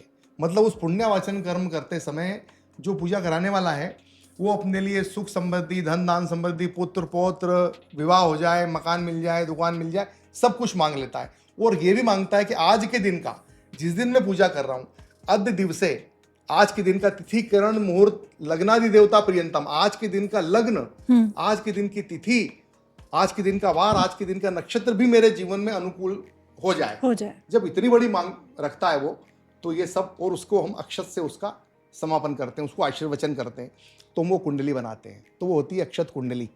उसके बीच में उसका पुण्यावाचन का कलश रखते हैं। अब ये पूजा कैसे की जाती है? तो ये पूजा करने के पहले इसका हम एक मुहूर्त निकालते हैं जी। जन्म कुंडली जो बनी है, जन्म कुंडली हमारे लिए एक मेडिकल रिपोर्ट की तरह है। यदि आपको कोई पैर में फ्रैक्चर हो गया है तो फ्रैक्चर का ऑपरेशन आप वो जो एक्सरे है उसके अनुसार ही कराएंगे। मनोज का अशोक के फ्रैक्चर के एक्सरे के हिसाब से मनोज का ऑपरेशन नहीं हो सकता, अशोक का ही होगा। तो जन्म कुंडली के अंदर ही मुहूर्त छुपा है कि किस दिन इस पूजा को करना है। जैसे विवाह करना है तो विवाह करना है तो जन्म कुंडली के अनुसार ही वो उसका पूरा लग्न निकलता है कि स्थिर लग्न कब आएगा। दोनों वर वधू की जन्म कुंडली के अनुसार 6वां 8वां 12वां चंद्रमा तो नहीं आ रहा है जिस दिन विवाह हो रहा उस दिन, ठीक है, विवाह के नक्षत्र तो फिक्स है, लेकिन उसका 6वां 8वां 12वां चंद्रमा अवॉइड करते हैं। तो इस प्रकार से जन्म कुंडली जो है पूरा मुहूर्त शास्त्र है, ये मुहूर्त शास्त्र है। तो हम लग्न की अनुकूलता देखते हुए उस व्यक्ति की जन्म कुंडली का निर्माण करते हैं, और जिस दिन पूजा करते हैं उस दिन चंद्रमा या तो उसके लग्न का हो, पंचम भाव का हो, नवम भाव का हो, दशम भाव का हो, एकादश का हो, या उस विषय का चंद्रमा हो जो एक विशेष कार्य के लिए वो करने आया है, तो वो उसके हिसाब से ये मुहूर्त निर्धारित किया जाता है। और मुहूर्त निर्धारित करने के बाद हम ये पूरा पूजन एक विशेष पंचायत के अनुसार करते हैं। इस पंचायत पूजन में ब्रह्म स्वरूप नवग्रह स्थापन करते हैं। ब्रह्म स्वरूप नवग्रह स्थापन होता है एकादश रुद्र के साथ। इसके बाद में फिर जो 5 ग्रह हैं उसकी जन्म कुंडली में जिस समस्या को लेके हमारे पास आया है, जिसके समाधान को लेके के प्राप्त करने के लिए आया है, उसके लग्न का ग्रह, राशि का ग्रह, महादशा का ग्रह, पंचम भाव का और नवम भाव के ग्रह का 5 ग्रहों का को सिलेक्ट करके उनका विष्णु स्वरूप, रुद्र स्वरूप विशेष रूप से या तो अक्षतांजलि पूजन करते हैं, अक्षत चढ़ाते हैं 108 अलग अलग नाम से, या जलाभिषेक करते हैं, जलांजलि करते हैं। तो इन 5 ग्रह का जो जन्म कुंडली में योग कारक ग्रह है या उसको समस्या दे रहे हैं, इन ग्रहों को शांत करने के लिए खाली 9 ग्रह की पूजा नहीं करते हैं, विशेष वो 5 ग्रह का कॉन्फ़िगरेशन निकालते हैं जो उस व्यक्ति के लिए जरूरी है। उन 5 ग्रह का ब्रह्म स्वरूप, विष्णु स्वरूप, रुद्र स्वरूप और जन्म कुंडली में ग्रह स्वरूप, और सबसे आखिरी में हवन करके हवनात्मक रूप से अग्नि स्वरूप उसका पूजन करते हैं। तो वो एक ग्रह का 5 प्रकार से हम ये पूजन करते हैं। इसके साथ में कुल देवी कुल देवता का पूजन होता है, पुण्यावाचन जैसे मैंने आपको कहा, वरुण पूजन होता है, नांदी श्राद्ध होता है, एक संक्षिप्त सा नांदी श्राद्ध पूजन करते हैं। और हर एक नवग्रह में, हर एक ग्रह के साथ में जो 5 ग्रह मुख्य हैं, इनके लिए यदि किसी का दान निकल रहा है किसी ग्रह का, जैसे राहु का है, मंगल का है, तो उसका रत्न हम उसको लेकर के प्रभावित करते हैं। जो लगन का रत्न धारण करने योग्य वो रत्न उसके नाम गोत्र से सिद्ध करके उसको देते हैं। अच्छा। कि ये अब आपके नाम गोत्र से सिद्ध हो गया है, आप धारण करिए, वो भी करते हैं। औषधियाँ लगती है हवन में। इस प्रकार से ये पूरा संपूर्ण पूजन है जो किसी व्यक्तिगत जन्म कुंडली के आधार पे होता है, और इसका मुहूर्त उस जन्म कुंडली में से निकलता है। जिसके पास जन्म कुंडली नहीं है उसके लिए हम प्रश्न कुंडली बनाते हैं। उसके प्रश्न कुंडली के हिसाब से मुहूर्त निकाल के शुभ नक्षत्र में उसके लिए पूजन करते हैं। उसके प्रश्नों के अनुसार वो सारे ग्रहों को वहां पर रख के उनका पूजन करते हैं। पंचग्रही अनुष्ठान में ब्रह्मा, विष्णु, रुद्र स्वरूप और अग्नि स्वरूप ये पूरा पूजन करते हैं। ये होता है नवग्रह अक्षत कुंडली अनुष्ठान। बहुत अच्छे से आपने मुझे समझा दिया है कि किस तरीके से ये पूजा होती है, ये पर्सनलाइज्ड होती है। आपने ये पूजा की है और आप ही एक ऐसे व्यक्ति हैं जो इस पूजा को करते हैं। आपने गोल्डन बुक ऑफ रिकॉर्ड्स में भी अपना नाम दर्ज किया है। किस हद तक इस पूजा में आपको इस रजिस्टर्ड में, इस गोल्डन बुक में रजिस्टर होने के लिए सम्मान मिला है? सम्मान तो ये है कि जो काम कर रहे हैं इसको ये रिकॉग्नाइज होता है कि चाहिए हम लोगों ने जब किसी से कुछ दक्षिणा ली है जी, ये हमारी एक नैतिक जिम्मेदारी भी होती है। नैतिक भाव होना चाहिए हमारे में कि जिसके लिए पूजा की है उसके पूजा का डेटा हम संभाल के रखें। बिल्कुल। ताकि अगली बार उसको कुछ भी समस्या है, परेशानी हो, तो हम उसका समाधान जिसके लिए पूजा करते हैं उसके सबसे पहले, पूजा के पहले, हाँ, यदि वो आराम से है तो सबसे पहले उसको हम 4 या 5 मंत्र का जाप करने के लिए देते हैं कि पहले अपने लेवल पे लग्न के ग्रह का सबसे पहले एक पौराणिक मंत्र का जाप आरंभ करो, क्योंकि फल तो आपको चाहिए। बिल्कुल। मेरे कुछ बहुत सारा मंत्र बोल देने से, मैं तो बहुत सारे मंत्र बोलता हूँ, मेरे बहुत सारे ही कर लेने से सब कुछ प्राप्त नहीं होगा। आपको भी करना। आपकी कनेक्टिविटी जब तक उस ग्रह से नहीं होगी, वो सूर्य चंद्र मंगल ग्रह तो आपको, राहु केतु तो आपको पीड़ित कर रहे हैं। बिल्कुल। आपका ऐसा भाव है, हमने जन्म कुंडली में देखा कि ये इस ग्रह से ये पीड़ा है, तो आपको उस ग्रह से कनेक्टिविटी का भाव, संपर्क का भाव रखना पड़ेगा। तो यदि जैसे किसी का चंद्रमा का लग्न है, कर्क लग्न है, तो सबसे पहले वो दधी शंख तुषारावम शिरोदारणव समम, इसमें का उसका चंद्रमा का मन देते हैं। उसकी राशि सोचिए कन्या राशि है तो प्रेम कुलिका श्यामम रूपेणा प्रतिम बुधम सौम्यम सौम्य गुणोपेतम तम बुध प्रणमाम्यम। जहाँ चंद्रमा बैठा है वो राशि बनी तो राशि का ग्रह मंत्र देते हैं। अब उसकी माँ दशा चल रही है शनि की, तो नीलांजन समाभासम रविपुत्र में मागजम छाया मार्तंड संभूतम तम नमामि शनिश्रम, शनि का मंत्र करो। इनकी संख्या है, बोले पंडित जी बहुत ज़्यादा समय हो जाता है, इसमें इतना सारा नहीं कर पाऊंगा, तो भाई इनका आप आरंभिक बीज मंत्र करो, ओम भूर्भुवः स्वः सोम सोमाय नमः। ये चंद्रमा का है। हाँ। चंद्रमा का अंक पकड़ लो आप, 2 बार ही कर लो, ओम भूर्भुवः स्वः सोम सोमाय नमः, ओम भूर्भुवः स्वः सोम सोमाय नमः। शनि का है तो 8 बार कर लो, ओम शम शनिश्चराय नमः, ओम भूर्भुवः स्वः शम शनिश्चराय नमः। ये भी हम बोल नहीं पाएंगे, समय नहीं है, तो हमारे पास में ऑडियो ट्रैक बना के रखें। अच्छा। उच्चारण के आप ऑडियो ट्रैक ले लो, कान में लगाओ, सुनो, और बिल्कुल विशुद्ध उच्चारण आप आराम से सुनिए उसको। तो ये करके आप अपने इस पूरे शरीर में, क्योंकि चेतन मन, अवचेतन मन, आपका भौतिक शरीर, आपका सूक्ष्म शरीर, सारे के सारे शरीर को, मन को, वचन को, आत्मा को, चित्त को, बुद्धि को, आपके करुणा को, प्रेम को, दया को, जितने भी भावों के साथ आप दुनिया में जी रहे हैं, इन सबको आपको संतुष्ट करते हुए कुछ परिणाम चाहिए। अच्छा, बिल्कुल, दैवी परिणाम चाहिए।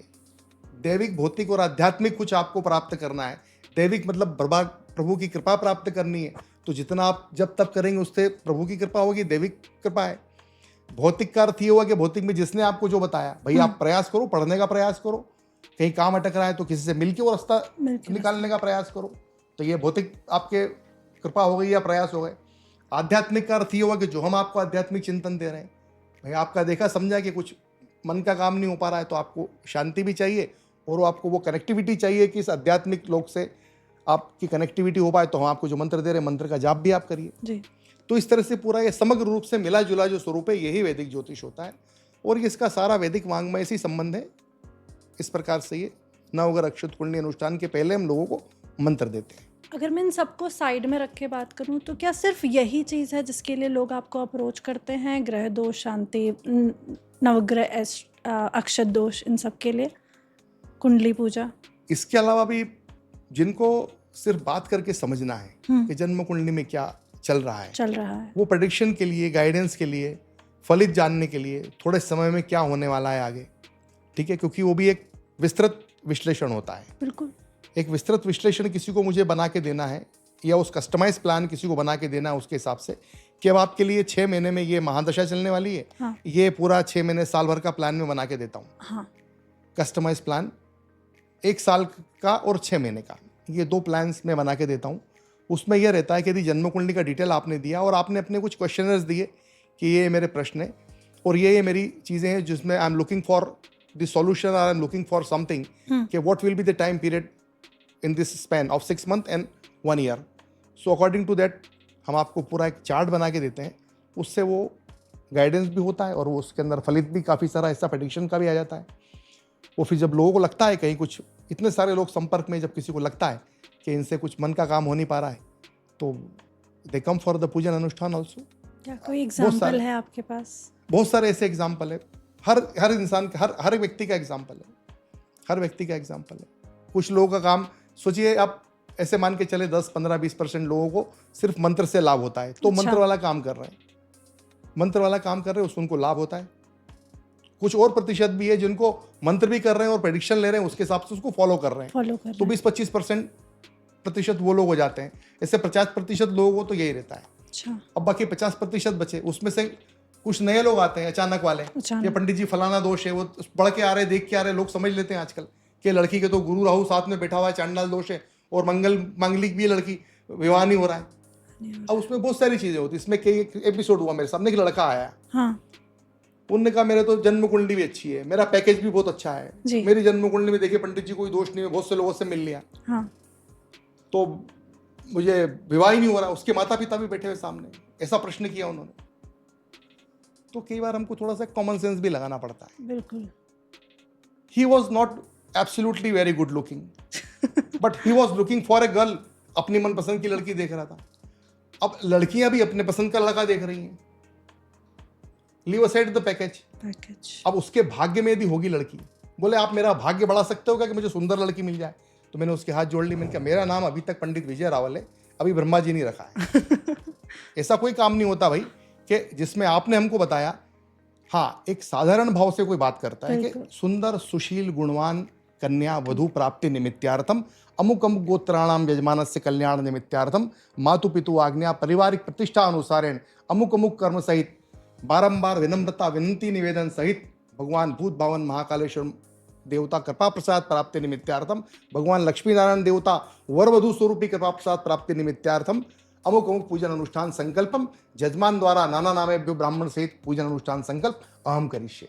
ऐसा विनम्रता से हम निवेदन लगा सकते हैं, बट हम कोई ऐसा एक उसको एक एग्रीमेंट टाइप लिख के नहीं दे सकते कि भैया आप सोच रहे हो। फिर मैंने समझाया उनको, मैंने कहा भैया थोड़ा धैर्य रखो, धैर्य रखो। अब आप थोड़ा ऐसा तो सीधा नहीं बोला कि थोड़ा भाई कांच में देखो जाके जरा, आप बहुत सुंदर लड़की क्यों शादी कर लेगी आपसे? तो बहुत सारी चीज़ें इसमें ऐसी रहती कि हम ये नहीं बोलते कि हमने कुछ कर दिया तो आपका काम हो ही जाएगा, ऐसा नहीं है।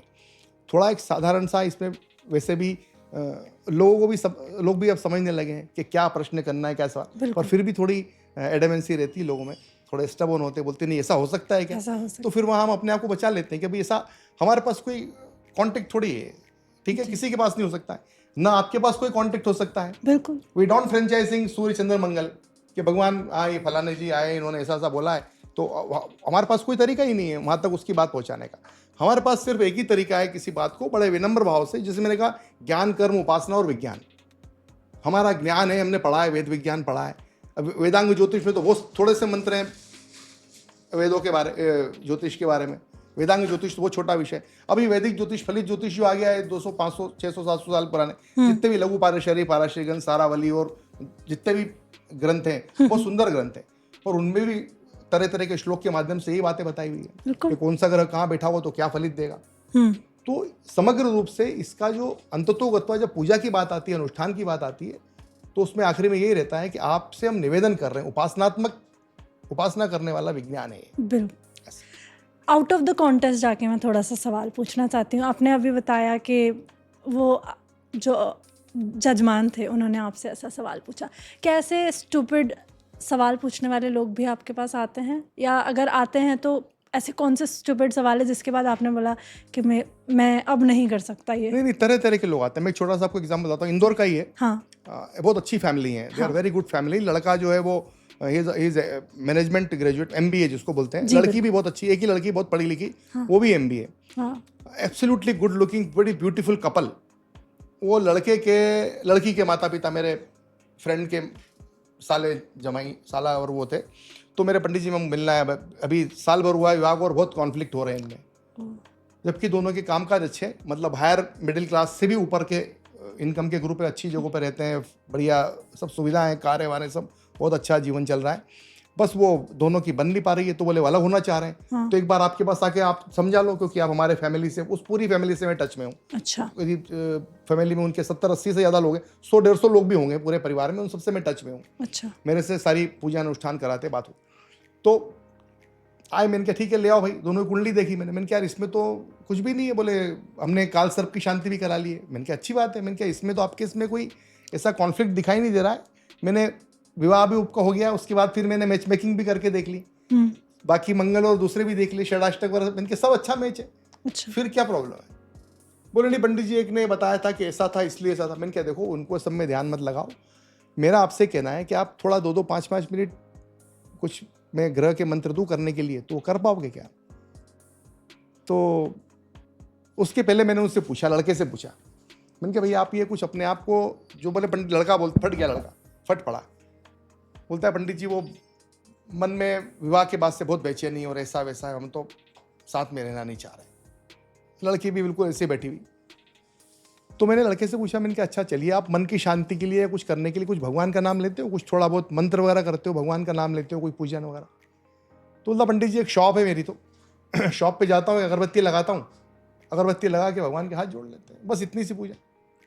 मैंने लड़की से पूछा, मैंने कहा बेटा आप कुछ पूजन वगैरह करते हो? तो जैसे वो लड़की ने मुझे जवाब दिया, बोले पंडित जी पूजा कभी मम्मी ने कुछ बताया हुआ है, थोड़ा ऐसे ही कभी हो गया। तो जैसे आपने पूछा कि आपको लगा कि हाथ जोड़ लिए मैंने उन लोगों के, तो मैंने कहा जैसा आप मेरे से बोल रहे हो कि पूजा करते हो, आप भगवान का नाम लेते हो, तो आपने कहा ऐसे ही कभी कभी। तो फिर बिरला जी तो मंदिर में मंदिर बनाए चले जा रहे हैं।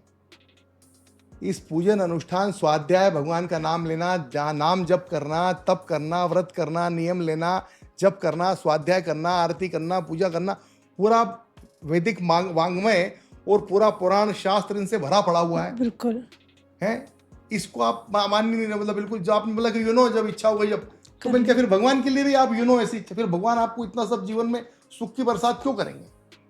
आप साधारण सी बात बताइए, आप एक ऐसे वैदिक पंडित के पास आए, एक ब्राह्मण के पास आए जिसका काम है आपको पहले कम से कम अच्छा है, स्वाध्याय में तो लगा है, अब आप बोल रहे हो कुछ करते ही नहीं हो। तो फिर थोड़े उनके पिताजी स्ट्रिक्ट हुए लड़के के, उनने लड़की के पापा जो मेरे मित्र थे वो बहुत स्ट्रिक्ट हुए। उन्होंने कहा नहीं आप करो पंडित जी जो बता रहे हैं, ये मंत्र करना। फिर मैंने उसको बोला ठीक है पंडित जी तो आप, तो मेरे पास एक पूरा टैली बनी हुई है 9 ग्रह के मंत्र, पौराणिक मंत्र सरल। मैंने कहा पहले 1-2 ही मंत्र करो, लग्न का और राशि का, और साथ में एक माला इस मंत्र ये करो, ओम नमो भगवते वासुदेवाय। और लड़के को बोला, मैंने कहा भैया आप अगरबत्ती लगाते हो वहाँ पे, आपका जो काम है ये लोहे से संबंधित काम है, तो एक शनि महाराज का मंत्र किया करो, क्योंकि उसका लग्न राशि में भी पंचमेश, उसका प्रेम का, प्रीति का जो स्थान जहाँ से उत्पत्ति होती है, वो उसका कुंभ राशि वहाँ आ रही थी। तो मैंने कहा आप शनि भगवान का, और कुंभ राशि की शनि वहाँ बैठे थे, तो मैंने कहा आप एक शनि महाराज को एक माला कर लिया करो। उसके बाद फिर वो 8-9 महीने तक मेरे को मिले नहीं, जबकि वो फैमिली लो टच। फिर मुझे 9 महीने साल भर साल भर में ध्यान आया, मैंने उनके जो मेरे फ्रेंड हैं, उनके भाभी जी वो किधर हैं? बोले पंडित जी वो अच्छे हैं भैया जी। तो एक दूसरे के प्रति मतलब भड़ास निकाल रहे हैं, थोड़ा कनेक्टिविटी ऊपर से रखो। आप सद्बुद्धि मांगने के लिए कहीं ना कहीं तो झुको, नमस्ते करो, तो हम वो पद्धति भी तो बताते हैं आपको करने। आचार्य जी, बहुत लोग निराश होकर एस्ट्रोलॉजी का रास्ता अपनाते हैं। जो लोग निराश होकर आपके पास आते हैं, दर दर भटक कर आपके पास आते हैं, उनके लिए क्या प्रेरणा होती है आपके? प्रेरणा तो यही होती है कि मैं उनके कुछ काम आ सकूं। जो हम गीता पढ़ते हैं तो लगता है कि एक श्लोक है गीता का, अनन्यान चिंतयन्तो मां मे जना पर्युपास्ते तेषा निक्ताभियुक्ता नाम योगक्षेम वहाम्यम, कि भगवान मैं किसी के कुछ काम आ सकूं, कुछ दुख दूर कर सकूं। बिल्कुल। तो मेरे भी कुछ ऐसे रहे कभी जीवन में, तो वो भी मेरे टाल देना। लेकिन आपने जो बात बोली तो इसका मुझे प्रेरणा का एक बड़ा इंटरेस्टिंग टॉपिक याद आता है। जी। मैं बहुत पहले करीब 2005 या 6 के आसपास में इंदौर से उज्जैन जा रहा था बस से। हाँ। तो वो कंडक्टर की साइड में मैं इस तरफ बैठा हुआ था और उज्जैन पहुंचने के पहले ही वो चूंकि बस ऐसी थी जो प्राइवेट जैसी बस थी, वो चाहे जगह जगह रोकते थे। तो थोड़ा पहले ही भरी हुई थी बस, लगभग बहुत से लोग खड़े थे। तो उसने कहीं ब्रेक लगाया और एक बहुत बुजुर्ग माता जी और उनके साथ एक छोटा बच्चा 8-1 साल का 8-9 साल का बच्चा, वो खाद वाले झोले की थैली और बिल्कुल फटे हाल, वो आके, मैं आगे बैठा हुआ था कंडक्टर के सीट के वहाँ, तो आके वो खड़े हो गए। तो बच्चे ने मेरी तरफ देखा, मैं उसको देख के मुस्कुराया, बच्चा मेरे को देख के मुस्कुराया, बस चल पड़ी वहाँ से चल के आगे। तो वो माता जी जो थे वो लोकल थे, आसपास के ही वहीं कहीं के थे वो। तो जैसे ही उज्जैन में बस एंटर होने लगी तो त्रिवेणी का पुल आता है। हाँ। त्रिवेणी के पुल के आया तो वो माता जी ने एक हाथ से ऊपर पकड़ रखा है, एक हाथ से झोला है, इधर बच्चा है। तो उस बच्चे से बोला उस माता जी ने कि वहाँ की लोकल लैंग्वेज में कि नाना, मतलब भैया, गुड्डू, इधर हाथ जोड़ ले, शनि महाराज का मंदिर है, त्रिवेणी मंदिर है, शनि महाराज के हाथ जोड़ ले और भगवान से बोल के भगवान बहुत कृपा है। शनि महाराज से बोल के भगवान बहुत कृपा है। तो उस एक सेंटेंस ने, मैंने सुना बिल्कुल पास से, उस माता जी का बोला हुआ, मुझे लगा कि देखो क्या इनका ग्रेटिट्यूड का भाव है। इतना फटे हाल होने के बाद इन्होंने अपने बच्चे को क्या बोला कि भैया इधर हाथ जोड़ ले और शनि महाराज का मंदिर है, शनि मंदिर के नाम से प्रसिद्ध हो जगह, इधर हाथ जोड़ के भगवान को बोल के भगवान बहुत कृपा है। तो मुझे ऐसा लगा जैसे मेरे को अंदर कोई ठंडा घूंट चला गया अंदर। मतलब एक ठंडे गर्मी में, तपती हुई गर्मी में मैंने घूंट पी लिया पानी का। मैंने कहा फिर भगवान पे, मेरे पे भगवान की कितनी कृपा है। बिल्कुल सर। तो ऐसे ही काम मुझे कुछ करना है कि किसी को ऐसी कोई राहत मिले, ग्रेटिट्यूड का भाव रहे, कृतज्ञता का भाव रहे कि भगवान हमारा ये ध्यान रखना। तो ऐसी चीज़ें भी कभी कभी जीवन में बड़ी प्रेरणा वाली आ जाती है कि लोग थोड़ा इमोशनल बना रहते तो उन्हीं से प्रेरणा मिल जाती, वो उन्हीं को दे देते हैं। ऐसा ही है सर। इतनी सारी बातें आपने मेरे को बता दी और आपने जिस तरीके से बताया, आपने किसी पर्टिकुलर नोड को नहीं पकड़ा, आपने सारी साइंटिफिक बातें की हैं। अगर मैं आपसे ये पूछूं एक पर्सनलाइज्ड वे में कि आपके पास कोई क्यों आए, आपके पास आकर कोई एस्ट्रोलॉजी के रेमेडीज क्यों ले, क्यों अपनी प्रॉब्लम्स को सॉल्व करे, आपके पास ही क्यों? अच्छा, मेरे पास ही कोई क्यों आए? हाँ।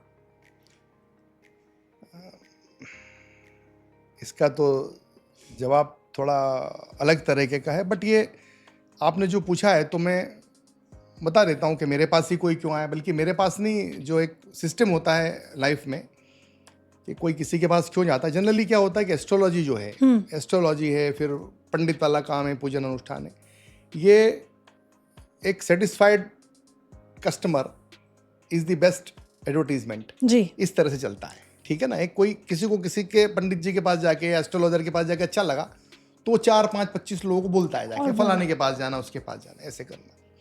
बट मेरा इसमें कहना ये है कि जैसे मेरे पास ही क्यों आए, मेरा तो कहना ये है कि पहले जैसे हम छोटा ये काम है, कोई भी ऐसा घर में कुछ, किसी को सर्दी जुकाम हो गई तो सर्दी जुकाम के समय हम क्या करते हैं, पड़ोस में कोई जनरल प्रैक्टिशनर है, उनके पास चले जाते हैं कि भाई जरा दे दीजिए, क्या दवाई गोली देना है। बट अचानक से किसी को इन्फाक्ट हो गया है, हार्ट अटैक ही आ गया है, तो हम we don't go to the same doctor साहब, इनके डॉक्टर साहब आपसे मेरी जान पहचान है, हम तो आपकी टेबल पे लेट गए, अब तो आप ही हार्ट ओपन कर दो। We don't do that, we go to some institute and we check the credentials. तो मेरा यही कहना है कि मैं हमारे पास आने के पहले या कहीं भी जाने के पहले थोड़ा एक उसके क्रेडेंशियल के बारे में लोगों को पता लगना चाहिए। ऐसे कि कौन से क्रेडेंशियल हैं जो क्रेडेंशियल, जैसे यदि आप देखिए क्या होता है कि ज्योतिष जो है ये बेसिकली मैदानी विषय है। ये ऑफिस में बैठ करके खाली ये ग्रह ने ये कर दिया, वो ग्रह ने ये कर दिया, ऐसा विषय नहीं है। ये समग्र रूप से जब तक उन ग्रहों के वैदिक सेंस, ठीक है, उन ग्रहों की शांति अनुष्ठानम, उन ग्रहों के संबंधित जो पूजा हैं, जो रिकमेंडेड वेदानुष्ठान है शंकराचार्य परंपरा के अनुसार, जो 5 पंचायत की पूजन होती है, उस पंचायत पूजन के अनुसार उन ग्रह शांति, सग्रह मख शांति जिसको बोला जाता है, ग्रह रुद्र शांति, उस तरह के वैदिक पूजन अनुष्ठान का ट्रेंड होना चाहिए पंडित, वो आचार्य उससे ट्रेंड होना चाहिए, मेरा यही कहना है। तो उनसे संपर्क करके इस विषय के लिए बात करने के लिए जाएंगे तो वो काम अच्छे से होगा और सफलता मिलेगी। जैसे एक कोई मेडिकल रिपोर्ट आई है तो आपको पता लग गया ना कि किसके पास लेके जाना है। बिल्कुल। विश्वास से जाना है, वो एक विश्वास अपनी जगह बराबर है, वो आपका। ठीक है, ऐसा है। तो मेरा यही कहना है कि मेरे पास भी आने के पहले हमसे भी लोग पूछ ले, परीक्षा कर लें, ठीक है ना, कि भाई आप ये बताइए हमको अभी क्या चल रहा है, अभी इन ग्रहों के सूत्र क्या है, सूक्त क्या है, किस विधि से काम करेंगे। तो थोड़ा क्रेडेंशियल चेक करें और थोड़ा ये पता लगाना चाहिए कि इसका ये इस विषय में कितने पारंगत हैं। हम इतनी बातें कर रहे हैं, मेरे दिमाग में कंटिन्यू एक सवाल आ रहा है, क्या वैदिक एस्ट्रोलॉजी और मॉडर्न साइंस एक दूसरे के कॉम्प्लीमेंट्री हैं या अपोजिट है? साइंस तो देखिए, क्या जो हमने जान लिया वो विज्ञान, बिल्कुल, क्रमबद्ध और सुव्यवस्थित ज्ञान को विज्ञान कहते हैं। बिल्कुल। तो जो एस्ट्रोलॉजी है वो भी एक क्रमबद्ध और सुव्यवस्थित ज्ञान है। एस्ट्रोलॉजी जो साइंस, एस्ट्रोलॉजी का संबंध ये सनातन से, हमें ना वेदांग की बात कर रहे हैं, तो वेदांग नहीं, ये सनातन से संबंध हो गया, ठीक है। वैदिक वेद मतलब आ गया, मतलब सनातन आ गया, वेद से संबंधित है। तो जो सनातन है वो तो एंशिएंट साइंस ही है ना। What is that? That is ancient science. और मॉडर्न साइंस में, मॉडर्न साइंस मतलब आपकी मॉडर्न साइंस की डेफिनेशन क्या है? मॉडर्न साइंस किसको बोल रहे हो आप? कि लैपटॉप पे या मोबाइल पे कुछ निकला है, तो एस्ट्रोलॉजी भी तो उसमें से निकल रही है, ये भी तो मॉडर्न साइंस ही हो गया है। आपके यदि लैपटॉप पे या किसी पे जन्म कुंडली बन के आ रही है, तो वही जन्म कुंडली है जो कोई हाथ से बना के दे रहा है। बिल्कुल। तो दोनों एक दूसरे के वही है, कॉम्प्लीमेंट्री है, साथ में चलने वाले विषय हैं। हम यहाँ बात कर रहे हैं तो हमारी जो बात किस टेक्नोलॉजी से जाने वाली है, ये तो मॉडर्न साइंस की टेक्नोलॉजी से लोगों तक पहुंचेगी ना।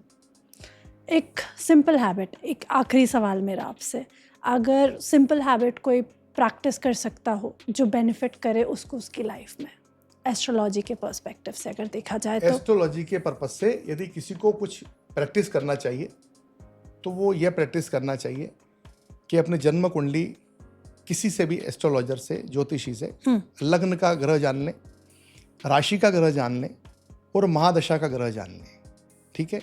यदि तीनों में कोई कॉमन ग्रह नहीं पड़ रहे हो, ठीक है, जैसे कि एक सूर्य, एक बुध, एक गुरु, ऐसा आ गया, तो लग्न का, राशि का और महादशा का, इन ग्रहों के मंत्र प्रतिदिन जाप करें, निश्चित संख्या।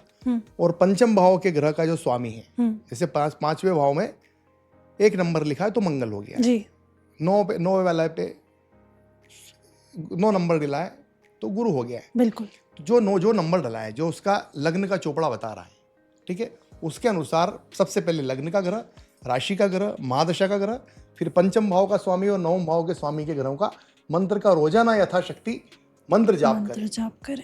उससे 101% मेरा खुद का अनुभव है कि उससे उसको निश्चित रूप से लाभ होगा।